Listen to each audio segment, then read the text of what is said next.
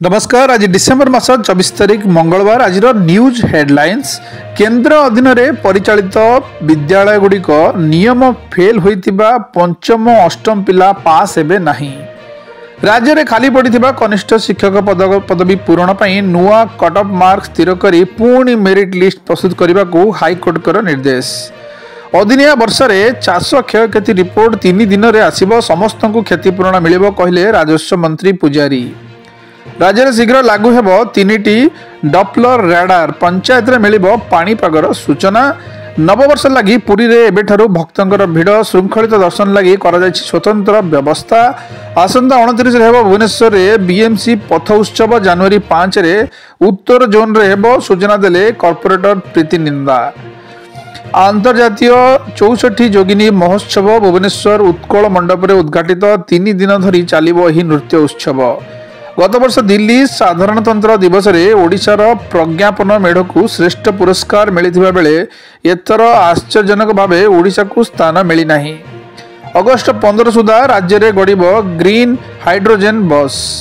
कटक काठजोड़ी नदी उपरे निर्माण हेबो आउ 2टी ब्रिज। जुडिशियल एकेडमी रास्ता ठारू जोब्रा जाए 6 लेन रास्ता हेबो। बीजेडी रो अभियोग पूरा निर्वाचन में गोलमाल होईची, तथ्य देउनाहांती निर्वाचन ऑफिसर। बालेश्वर जिला नीलगिरी सहर में बारिक साहू को प्रशासन अणदेखा। चांदा आदाय करी कंक्रीट रास्ता निर्माण कले बासिंदा। पाटनागढ़ पार्सल बोमा मामला रे पाटनागढ़ एडीजे कोर्ट रे साक्ष्य ग्रहण। केन्दुझर सदर पंचायत समिति अध्यक्ष विरोध में आगत अनास्था प्रस्ताव रे आसंता 27 तारिख भोट ग्रहण करा जिवो। मयूरभंज जिले में विद्युत ट्रांसफॉर्मर खोली भितर थिबा दामिका कॉइल और केबुल तार चोरी करुथिबा अंसार और शिव गिरफ। कोरापुट जिला दशमंतपुर ब्लॉक रे दरमा कराइबा पई लांच नेबा मामला रे महिला जोगाण निरीक्षक गिरफ। बड़ दिन में शांति शृंखला पई कंधमाल जिले में पुलिस रो फ्लैग मार्च।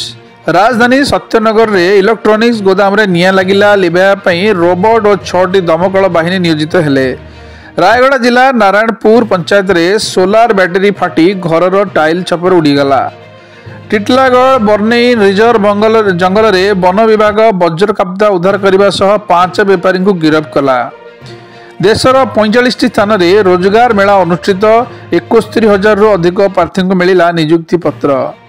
बाट भूलीगला वंदे भारत एक्सप्रेस। गोवा जीवा बदल में चलीगला मुंबई कल्याण। बेंगलुरु रे कार उपरे पड़ीगला कंटेनर। सॉफ्टवेयर कंपनी सीईओ समेत परिवार 6 जनकर मृत्यु। वरिष्ठ चलचित्र निर्देशक श्याम बेनेगलकर परलोक। मालदीप रे फसचंती 40 रु अधिक उड़िया युवक। उद्धार पई वीडियो वार्ता माध्यम रे अनुरोध कले। भारत को बांग्लादेश पत्र शेख हसीना को पठाओ। डोकलाम घाटी निकट रे भूटान रे चीन 22टी गाँ निर्माण करी भारतर चिंता बढ़ाइला।